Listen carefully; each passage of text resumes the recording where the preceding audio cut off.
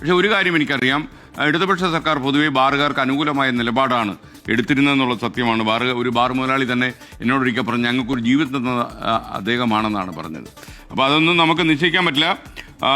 ഈ വീര്യം കുറഞ്ഞ ബക്കാടിയുടെ ബ്രീസർ പോലെയുള്ള വീര്യം കുറഞ്ഞ മദ്യം ഇവിടെ വിൽക്കാൻ നയപരമായി അന്ന് നിങ്ങൾ എതിരായിരുന്നില്ല? അല്ലല്ല, ഒരിക്കലും ഞങ്ങളുടെ നയത്തിൽ വന്ന കാര്യം കൊണ്ടുവന്ന മാറ്റമല്ലേ അത്? നയത്തിൽ കൊണ്ടുവന്ന മാറ്റമാണ്. അതല്ലേ ഞാൻ പറഞ്ഞത്, 2022-23 നയത്തിൽ ഈ മാറ്റം കൊണ്ടുവന്നു. ഈ മാറ്റത്തിന്റെ അടിസ്ഥാനത്തിൽ ചട്ട ഭേദഗതി കൊണ്ടുവന്നു എന്നത്. ആ നയം വന്നത് എങ്ങനെയാണ് പറഞ്ഞത്? എല്ലാ തലങ്ങളിലും ചർച്ച ചെയ്ത് മന്ത്രിസഭയും അംഗീകരിച്ച് പൊതുമധ്യത്തിൽ പൊതുസമൂഹത്തിന്റെ മുമ്പിൽ വെച്ച നയമാണ്. അതുകൊണ്ടല്ലേ ഈ നയവും നയത്തെ തുടർന്നുള്ള ചട്ട ഭേദഗതിയും 3 കൊല്ലവും 5 മാസവും മുമ്പ് വന്നിട്ട്. എനിക്ക് മനസ്സിലായി. ഞാൻ വീണ്ടും ചോദിക്കാൻ കാരണം, കഴിഞ്ഞ ദിവസം വാർത്താ സമ്മേളനത്തിൽ രാജേഷ് ഉന്നയിച്ച പ്രധാനപ്പെട്ട 2 ഗൗരവമുള്ള കാര്യങ്ങളുണ്ട്. ഒരു 100 കോടി രൂപയോളം കേരളത്തിന് ധനനഷ്ടമുണ്ടാകും. അതിലും പ്രധാനമായിട്ട് പറഞ്ഞത്, വിദ്യാർത്ഥികൾ അടക്കമുള്ളവർക്ക് ടെട്രാപാക്കിലും റെഡി ടു ഡ്രിങ്ക് ആയതുകൊണ്ട് കോള കൊണ്ട് നടക്കുന്ന ലാഘവത്തോടെ ഇത് എവിടെയും കൊണ്ട് നടന്ന് കുടിക്കാം. അത് കേരള സമൂഹത്തെ നശിപ്പിക്കാൻ ഉതകുന്ന തരത്തിലുള്ള ഒരു കാറ്റഗറിയെ നമ്മൾ തുറന്നു കൊടുക്കുകയാണ്. അപ്പൊ അതുകൊണ്ടാണ് ഞാൻ ചോദിച്ചത്, അങ്ങനെ ഒരു വലിയ ലിക്കർ കൺസംപ്ഷൻ സാമൂഹ്യ വിപത്തായി മാറാൻ സാധ്യതയുള്ള ഒരെണ്ണം ആയിരുന്നുവെങ്കിൽ ഇതുവരെ ഇല്ലാത്ത ഒരു കാറ്റഗറി ഒരു നോട്ടിഫിക്കേഷനിലൂടെ സൃഷ്ടിച്ച് അതിന് വിപണനത്തിന് വേണ്ടി ഒരു വിജ്ഞാപനം നയപരമായി തീരുമാനിച്ചിറക്കിയത് എന്തിനായിരുന്നു LDF? നോക്കൂ, ഞങ്ങള് ഇത് അനുവദിക്കാൻ തീരുമാനിച്ചു, വിജ്ഞാപനം ഇറക്കി. പക്ഷേ നികുതി നിരക്ക് കുറച്ചില്ല. 251% നികുതി ഇത് വിൽക്കേണ്ടി വരുമ്പോൾ അത് ഇത്ര വ്യാപകമാവില്ല. അതാണ് ഇതിന്റെ 251%. ഈ വീര്യം കുറഞ്ഞ ബിയറും വൈനും അല്ലാത്ത വീര്യം കുറഞ്ഞ മദ്യം എന്നുള്ള കാറ്റഗറി ഉണ്ടാക്കിയത് പിണറായി സർക്കാരാണ്. ഇങ്ങനത്തെ ഒരു കാറ്റഗറി വേണം. ആ കാറ്റഗറിയെ പ്രോത്സാഹിപ്പിക്കണം. സംസ്ഥാനത്ത് അവരുടെ ഗവൺമെന്റ് എടുത്ത തീരുമാനമാണ്, ഞങ്ങളെടുത്ത തീരുമാനമല്ല. വീര്യം കുറഞ്ഞ മദ്യം കേരളത്തിൽ പ്രോത്സാഹിപ്പിക്കണം എന്നത് അവരുടെ പോളിസിയുടെ ഭാഗമായിട്ട് കൊണ്ടുവന്നതാണ്. 0.5% തൊട്ട് 20% വരെ ആൽക്കഹോളിക് കണ്ടന്റ് ഉള്ള ബിയറും വൈനും അല്ലാത്ത വീര്യം കുറഞ്ഞ മദ്യത്തെ പ്രോത്സാഹിപ്പിക്കണം. പക്ഷെ അവരിത് പറഞ്ഞ മാത്രമേ ഉള്ളൂ. അതിന് ടാക്സ് ഫിക്സ് ചെയ്തില്ല. അതിന് ടാക്സ് ഫിക്സ് ചെയ്യണം. പർട്ടിക്കുലർ ടാക്സ് ആണ്. വീര്യം കൂടിയ മദ്യത്തിന്റെയും ബിയറിന്റെയും വൈനിന്റെയും ടാക്സ് അല്ലാതെ ഞങ്ങളൊരു ടാക്സ് ഫിക്സ് ചെയ്തു. അതിൽ 0.5 വരെ ഉള്ളതിന് ഞങ്ങൾ 120, അതുപോലെ 0.20 വരെ ഉള്ളതിന് 20% വരെ ആൽക്കഹോളിക് കണ്ടന്റ് ഉള്ളതിന് ഞങ്ങൾ 175% ഫിക്സ് ചെയ്തു. ഒരു ടാക്സ് റേറ്റ് ഫിക്സ് ചെയ്യാതെ ഈ വീര്യം കുറഞ്ഞ മദ്യം കേരളത്തിലേക്ക് വരില്ല.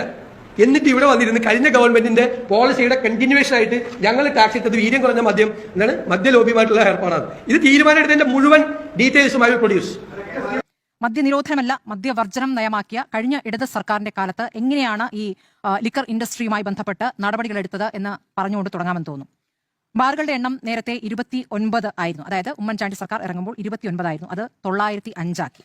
ഇത് ഈ 905 എന്ന കണക്ക് 2026 മാർച്ച് 31 വരെയുള്ള കണക്കാണ്. 29 ബാർ ഹോട്ടലും 813 ബിയർ ആൻഡ് വൈൻ പാർലറുകളുമാണ് UDFന്റെ അവസാന കാലത്തുണ്ടായിരുന്നത്. അത് നേരെ തിരിഞ്ഞ് 905 ബാർ ഹോട്ടലുകളും 224 ബിയർ ആൻഡ് വൈൻ പാർലറുകളും ആയിട്ടുണ്ട്. അടുത്ത കണക്ക്, അടുത്തത് ഒന്നും പറയരുത്. ഞാൻ എന്റെ കൃത്യമായ കണക്കാണ്. മാർച്ച് 2026 31 കണക്കാണ്. പ്ലീസ് സുനിൽ, അതൊക്കെ എനിക്കറിയാലോ. അതറിയാം. ഞാൻ പറയുന്നത് കണക്കുകളാണ്. ഞാൻ പറയുന്നത് ഇടത് സർക്കാർ വന്ന ശേഷം പൂട്ടിയത് തുറക്കണമെന്നില്ലല്ലോ. തുറന്ന കാര്യമാണ് പറഞ്ഞത്. ഇടയിൽ പറയരുത് പ്ലീസ്. അടുത്തത് രണ്ടാമത്തെ പോയിന്റ്, ബാർ ഹോട്ടലുകളുടെ പ്രവർത്തന സമയം നേരത്തെ ഉണ്ടായിരുന്നത് 11 AM to 11 PM ആയിരുന്നു. ടൂറിസം സെന്ററായി എക്സൈസ് ഡിപ്പാർട്ട്മെന്റ് നോട്ടിഫൈ ചെയ്ത പരിമിതമായ സ്ഥലങ്ങൾ, അതായത് ടൂറിസം സ്ഥലങ്ങൾ ഒരുപാടുണ്ട്, പക്ഷേ എക്സൈസ് ഡിപ്പാർട്ട്മെന്റ് നോട്ടിഫൈ ചെയ്ത പരിമിതമായ സ്ഥലങ്ങളിൽ അത് 10 AM to 12 AM ആയിരുന്നു. അത് 12 AM ആയിരുന്നു. സംസ്ഥാനത്ത് എല്ലായിടത്തും ആ സമയം 10 AM to 12 AM ആക്കി കൊടുത്തു. അതായത് പിണറായി സർക്കാർ വന്ന ശേഷം സംസ്ഥാനത്ത് എല്ലായിടത്തേക്കും ആ സമയം 10 മണി, രാവിലെ 10 മണി തൊട്ട് 12 മണി, പുലർച്ചെ 12 മണി വരെ ആക്കി കൊടുത്തു. അതിനുശേഷം ബാറുകളിൽ, അതായത് 5 സ്റ്റാർ ഹോട്ടലുകൾക്ക് ഒരു വർഷത്തെ ഫീ എന്ന് പറയുന്നത് 35 ലക്ഷമാണ് കേട്ടോ. അതിൽ 5 ലക്ഷം കൂടി പ്ലസ് കൊടുത്തു കഴിഞ്ഞാൽ അത്തരം 5 സ്റ്റാർ ഹോട്ടലുകൾക്ക് ബാർ ഫംഗ്ഷൻ ചെയ്യാനുള്ള സമയം രാത്രി 12 കഴിഞ്ഞ് പുലർച്ചെ 3 മണി വരെ ആക്കി കൊടുത്തു. അപ്പോൾ ഇത് മദ്യനിരോധനത്തിലുള്ള ഒരു ശുഷ്കാന്തി കൊണ്ട് ചെയ്ത കാര്യങ്ങളാണ്. ഇതേ LDF സർക്കാർ ഫോറിൻ ലിക്കർ റൂൾസിൽ അമെന്റ്മെന്റ് നടത്തി. അത് ഭേദഗതി ചെയ്തു. ആ ഭേദഗതി എന്താണ്? 2023 നടത്തിയിരിക്കുന്ന ഭേദഗതി. അതിൽ സബ് റൂൾ 3A കൂട്ടിച്ചേർത്തു. അതാണ് ഈ പറയുന്ന 0.5% 20% വരെയുള്ള ആൽക്കഹോൾ സ്ട്രെങ്ത് ഉള്ള പ്രോഡക്ട്സ് കൂടി വിൽക്കുന്നത് നിയമവിധേയമാക്കി. അതായത് വേറെ ഒരു കാറ്റഗറി കൂടി തുടങ്ങിയത് ഇടത് സർക്കാരാണ്. അപ്പോൾ ബിയർ വൈൻ കൂടാതെ മറ്റൊരു കാറ്റഗറി കൂടി ഉണ്ടാകുന്നു. അപ്പോൾ ഏതൊക്കെയാണുള്ളത്? ബിയർ വൈൻ ഉണ്ട്, ഇന്ത്യൻ മെയ്ഡ് ഫോറിൻ ലിക്കർ ഉണ്ട്, ഫോറിൻ മെയ്ഡ് ഫോറിൻ ലിക്കർ ഉണ്ട്, പ്ലസ് ഈ പറഞ്ഞ പുതിയ വിഭാഗം കൂടി വരുന്നു. അപ്പോൾ foreign made foreign liquor beverages outlet വഴി വിൽക്കാമെന്ന ഭേദഗതി കൊണ്ടുവന്നത് LDF സർക്കാരാണ്. ശ്രദ്ധിക്കണം. അതായത് ഈ പറയുന്ന ഈ ബെക്കാടി എന്നൊക്കെ പറയുമ്പോൾ ഈ ഫോറിൻ മെയ്ഡ് ഫോറിൻ ലിക്കർ ഒക്കെ ബിവറേജസ് ഔട്ട്ലെറ്റ് വഴി വിൽക്കാമെന്ന തീരുമാനം വന്നതും ഇടത് സർക്കാരിന്റേതാണ്. അപ്പോൾ നേരത്തെ ലെറ്റ് മീ കംപ്ലീറ്റ് പ്ലീസ്. നേരത്തെ അത് ഡ്യൂട്ടി ഫ്രീ ഷോപ്പുകളിൽ കൂടി മാത്രമായിരുന്നു ഈ പറയുന്ന ഫോറിൻ മെയ്ഡ് ഫോറിൻ ലിക്കർ വിൽക്കുന്നത്. ഡ്യൂട്ടി ഫ്രീ ഷോപ്പുകൾ വഴി, ഞാൻ എക്സൈസ് ഉദ്യോഗസ്ഥനോട് ചോദിച്ചെടുത്തിരിക്കുന്ന വിവരങ്ങൾ, അതൊരു ആധികാരികമായ വിവരങ്ങളാണ് കേട്ടോ. ഇത് നേരത്തെ ഡ്യൂട്ടി ഫ്രീ ഷോപ്പുകൾ വഴി മാത്രമായിരുന്നു. അത് foreign made foreign liquor beverages outlet വഴി വിൽക്കാമെന്ന ഭേദഗതി കൊണ്ടുവന്നത് ഇടത് സർക്കാരിന്റെ കാലത്താണ്.